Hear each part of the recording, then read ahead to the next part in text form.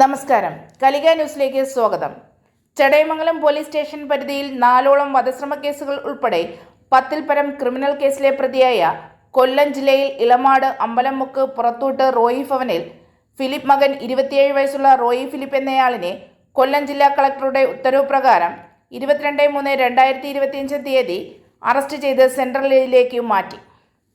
Chadayamangalam police station പരിധിയിലുള്ള ഇളമാട്, അമ്പലമുക്ക്, തേവന്നൂർ, തോട്ടത്തറ തുടങ്ങിയ സ്ഥലങ്ങളിലെ ജനങ്ങളുടെ സമാധാന ജീവിതത്തിന് വിഘാതമായി തുടർച്ചയായി അടിപിടി കേസുകളും വധശ്രമ കേസുകളും നടത്തിവന്ന റോയി ഫിലിപ്പിനെതിരെ 2007 കേരള സാമൂഹ്യ വിരുദ്ധ പ്രവർത്തനങ്ങൾ തടയൽ നിയമത്തിലെ വകുപ്പ് 3(1) പ്രകാരം കരുതൽ തടങ്കലിൽ പാർപ്പിക്കുന്നതിന് കൊല്ലം റൂറൽ ജില്ലാ പോലീസ് മേധാവി സൗമ്യ മാത്യു IPS, കൊട്ടാരക്കര DYSP ബൈജുകുമാർ എന്നിവരുടെ നിർദ്ദേശാനുസരണം Chadayamangalam inspector SHO Suneesh N നൽകിയ ശുപാർശയിന്മേൽ കൊല്ലം ജില്ലാ കളക്ടർ ദേവിദാസ് IAS ആണ് അറിയപ്പെടുന്ന റൌഡിയും സ്ഥിരം കുറ്റവാളിയുമായ റോയി ഫിലിപ്പിനെ അറസ്റ്റ് ചെയ്ത് 6 മാസ കാലയളവിലേക്ക് തിരുവനന്തപുരം സെൻട്രൽ ജയിലിൽ പാർപ്പിക്കുന്നതിനുള്ള ഉത്തരവ് പുറപ്പെടുവിച്ചത്. ചടയമംഗലം പോലീസ് സ്റ്റേഷൻ പരിധിയിലെ 4ഓളം വധശ്രമ കേസുകൾ ഉൾപ്പെടെ ഏകദേശം 10ഓളം കേസുകളിലെ പ്രതിയായ അമ്പലമുക്ക് സ്വദേശിയായ ഫിലിപ്പ് മകൻ റോയി ഫിലിപ്പിനെ ഇന്നലെ നമ്മൾ കാപ്പ ഓർഡർ പ്രകാരം അറസ്റ്റ് ചെയ്തിട്ടുണ്ട്. കൊല്ലം ജില്ലാ കളക്ടറുടെ ഉത്തരവ് പ്രകാരമാണ് അറസ്റ്റ് ചെയ്തിരിക്കുന്നത്.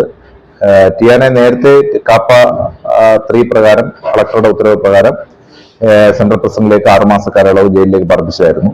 തുടർന്ന് ടിയാൻ ജയിലിൽ നിന്ന് ഇറങ്ങി വന്ന് വീണ്ടും ഒരു ഡിസബിലിറ്റി ആയ ഒരു വ്യക്തിയെ മർദ്ദിച്ച് അതിന്റെ പ്രകാരം കേസെടുക്കുകയും അത് പ്രകാരം ടിയാൻ ഒളിവിൽ പോവുകയായിരുന്നു.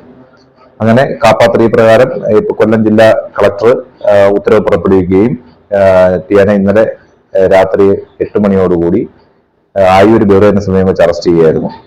ഇത് കേരള പോലീസിന്